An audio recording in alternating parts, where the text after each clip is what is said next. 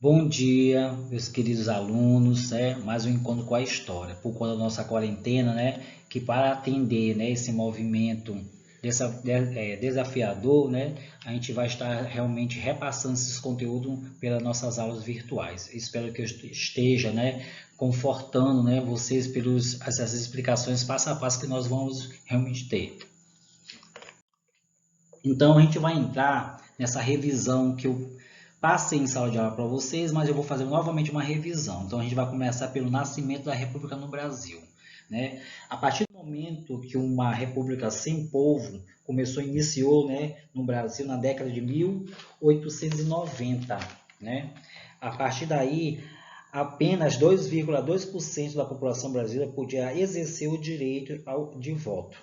No pleito de 2016, 70% dos brasileiros exercia esse direito, número 30 vezes maior que as principais eleições da Primeira República. Contudo, a corrupção, a desigualdade social continua limitando o exercício pleno da nossa cidadania dos nossos brasileiros.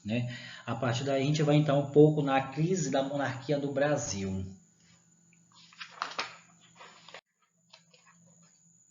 Uma república sem construção, a crise da monarquia do Brasil. Quais foram as principais razões para a queda da monarquia no Brasil? A gente vai ver nessa crise, a república como forma de governo nasceu na Roma Antiga. Com ela surgiu uma noção de um governo visto como coisa pública que deveria servir aos interesses dos cidadãos. Muito tempo depois, com a Revolução Francesa, no final do século XVIII, o conceito de república se uniu ao de liberdade e democracia. A partir desse período, o ideal de república passou a ser associado a direitos civis e políticos conquistados pelos revolucionários franceses. No caso, no Brasil, a República surgiu como resultado de uma aliança entre setores do Exército e das elites econômicas e políticas do país no final do século XIX. Os fatores que levou esse movimento republicano, no caso, o movimento republicano, mesmo sendo antigo no país, só se transformou em força política decisiva com a modernização dos principais núcleos urbanos do centro-sul do país e o crescimento das camadas de medidas da burguesia cafeeira. Essas mudanças levaram ao declínio da monarquia e ao enfraquecimento dos grupos que tradicionalmente sustentavam os antigos proprietários rurais do Nordeste e do Vale do Paraíba e a Igreja Católica e setores do Exército. O movimento republicano e o golpe de 1889. Esse golpe foi a questão que a gente podemos entender que foi lá que começou pela questão militar. Durante o governo do Pedro II, o Exército ocupou uma posição marginal na política brasileira. Os baixos soldos significa salários ou remuneração dos militares, as rígidas disciplinas da corporação e a lentidão das promoções começou a desengajar os filhos da elite a seguir carreira militar. Após a vitória brasileira na Guerra do Paraguai, o Exército saiu fortalecido com a corporação. Muitos oficiais, apoiados nesses prestígios, passaram a exercer e expressar desejo de desempenhar um papel central na política brasileira. Mas só na década de 1880, sucessivos atributos entre o governo e militar, envolvendo questões políticas, começaram a desgastar essa relação do exército com a monarquia. O apoio de novos grupos sociais para a república. Esse apoio foi de grande valia. Os conflitos entre a monarquia, seus apoiadores, contestadores e refletiram a transformação mundial que, de alguma forma, impactaram no país. O iluminismo, a Revolução Francesa, a Revolução Industrial, o liberalismo político, a econômica e a questão também entre os outros. Mas, do que a ação isolada de um grupo militar, o golpe de dia 15 de novembro pode ser considerado o resultado de um contexto mais amplo que envolveu novos protagonistas sociais. Esse interesse levou o aparelho do Estado e dos grupos progressistas a desenvolver, né, os seus avanços e a abolição de reformas eleitorais. Entrando assim na Primeira República, né? Essa Primeira República, vocês sabem que eu até falei em sala de aula, que ela foi dividida em dois momentos, República da Espada e República da Resistência. A gente vai ver um pouco da República da Espada, que foi comandada pelos militares, né? Essa República da Espada, né, que começou em 1889 e terminou em 1894. Né? O papel cumprido pelo Exército na proclamação da República assegurou os militares a chefiar o novo governo. Por esse motivo, a primeira fase da República Brasileira é conhecida como a República da Espada. Né? O comando do governo provisório instaurado pela República foi entregue ao Marechal Deodoro da Fonseca. Entre as suas primeiras medidas, destaca-se a dissolução da Assembleia Províncias e a indicação de novos presidentes dessas províncias, principalmente dos militares, de grandes proprietários de terra. A ordem de enviar a família real ao exílio na Europa e a naturalização de estrangeiros imigrados e a separação entre igreja e Estado. Dezembro de 1889, foram convocadas eleições para o Congresso Nacional Constituinte. As eleições foram realizadas em todo o Brasil. Em setembro do ano seguinte, no dia 15 de novembro de 1890, o Congresso iniciou os trabalhos elaborando uma Constituição que foi promulgada em fevereiro de 1891. Pontos das primeiras Constituições da República, 1891. Né? Destacamos nessa República foi o seguinte, que além disso, o Brasil passou a se chamar República dos Estados Unidos do Brasil. Esse nome só foi alterado em 1967, quando o nosso país passou a ser chamado República Federativa do Brasil, né, mantido até hoje com a Constituição de 1988. Frisando dentro desse ponto dessa Constituição de 91, né, podemos citar a educação pública, embora ela tenha se tornado laica e não aparecia na Constituição como obrigatória, certo? Ela é isenta ao Estado a responsabilidade de criar uma política de educação ampla e gratuita. República oligárquica, né? Essa república oligárquica, né?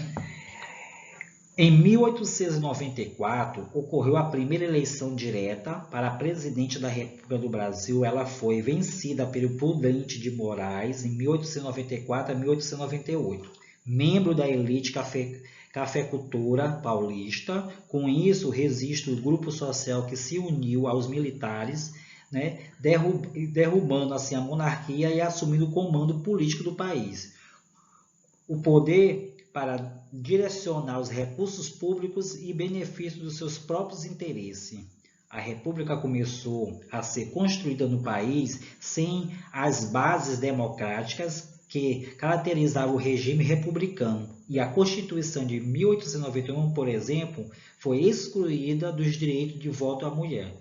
Soldados de baixa patente, mendigos e analfabetos. Considerado que a população analfabeta do Brasil era de 82% até 1890, sobrando apenas 18%, retirando assim as mulheres, soldados e menores de 21 anos, sobrando só 2,2% de eleitores.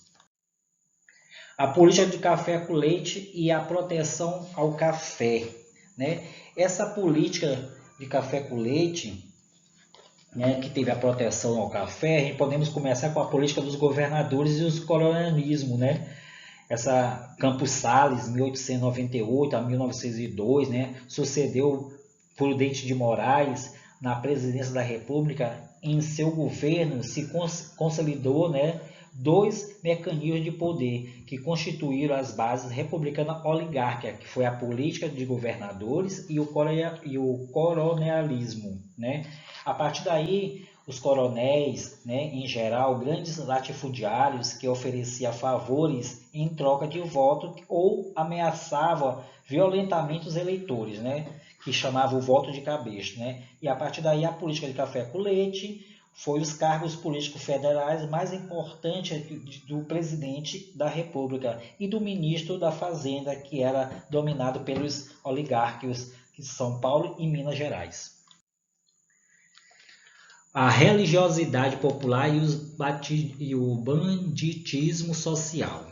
Tudo isso, esses conflitos, né, no campo dos canudos, contestado e cangaço, né, a gente podemos observar que esses movimentos sociais levaram por conta que eles estavam realmente de fora. E a partir do momento que eles estavam realmente de fora, começou a surgir esses movimentos sociais baseados na questão religiosa e também nas práticas do banditismo, né, social.